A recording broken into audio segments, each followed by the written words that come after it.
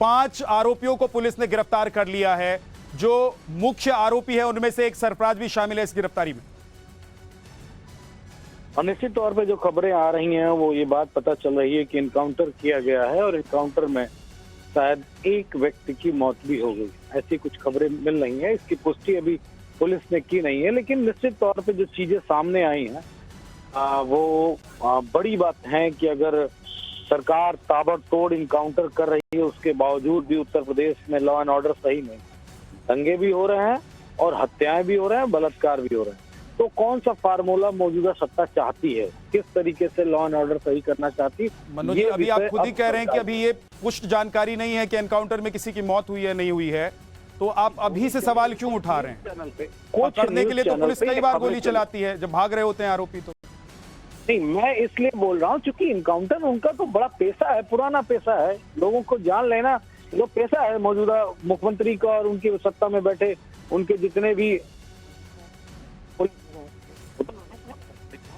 देश में किसी भी स्टेट में इतने इनकाउंटर नहीं हुए जितने योगी आदित्यनाथ के राज में इनकाउंटर हो रहा है। आपकी संवेदना राम गोपाल मिश्रा के साथ है या आपकी संवेदना उन आरोपियों के साथ है जिनको एनकाउंटर में पकड़ा गया है?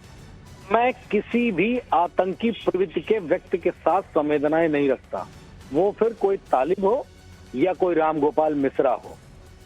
राम गोपाल मिश्रा आपको आतंकी लगता है? क्यों?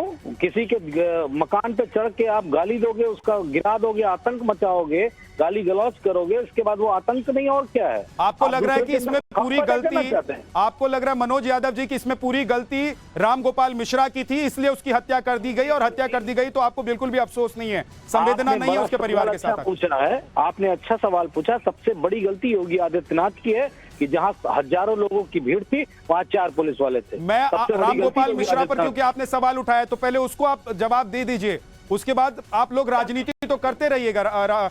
राम गोपाल मिश्रा जिसकी मौत हुई है, क्या आपको लगता है कि वो आतंकी था? उसने आतंकी वारदातों की तरह किसी बात को अंजाम दिया, किसी घटना को अंजाम दिया? आपने वीडियोस नहीं देखे क्या? मैं तो ग्राउंड रिपोर्टिंग करके आया हूं मनोज यादव जी, मुझे पूरी घटना की डिटेल पता है और वहां की पुलिस ने पूरी डिटेल जो दी है वो बार बार मीडिया में चल रही है। हम कह रहे हैं आपने वीडियोस में क्या देखा? मैंने वीडियोस भी देखा, मैंने ग्राउंड जीरो जाकर रिपोर्टिंग भी की है, मैं कल रात ही लौट कर आया हूं। पहले पुलिस के मुताबिक पहले गाना बंद करवाने के लिए जोर जबरदस्ती की गई, सामने से उपद्रव करने की कोशिश की गई, पत्थरबाजी की गई जिसमें दुर्गा की प्रतिमा को क्षति पहुंची, उसके बाद आक्रोश दिखाई दिया जो वहां पर भक्त साथ में चल रहे थे उस यात्रा में। और आप कह रहे हैं कि आप कह रहे हैं राम गोपाल मिश्रा आतंकवादी है? जनता न्याय करेगी आपके हिसाब से? जनता न्याय नहीं करेगी तो किसी को गोली मार देना ये न्याय है क्या? मैं कह रहा हूं तो फिर कानून का राज कहां रहा? तो मैं पूछ रहा हूं कि अगर किसी की देवी देवता को क्षतिग्रस्त किया जाएगा, किसी की शोभा यात्रा को, विसर्जन यात्रा को रोका जाएगा, तो आप उन लोगों के साथ खड़े होंगे जो रोकने वाले हैं, उन लोगों के साथ खड़े होंगे जो अपना काम करने जा रहे थे, अपनी भक्ति में लीन थे? पत्रकार महोदय, मैं आपको बहुत संवेदना के साथ बात कह रहा हूँ। अगर आप स्वयं न्याय करना चाहते हैं किसी बात का, उसको कानून का राज नहीं कहते, उसको मोहम्मद हामिद और सरफराज ने किया वो स्वयं न्याय नहीं था। उन्होंने जो गलत किया उनको उनकी सजा मिलेगी, उनको सजा मिलेगी, लेकिन आपकी तरफ से राम गोपाल मिश्रा आतंकवादी है।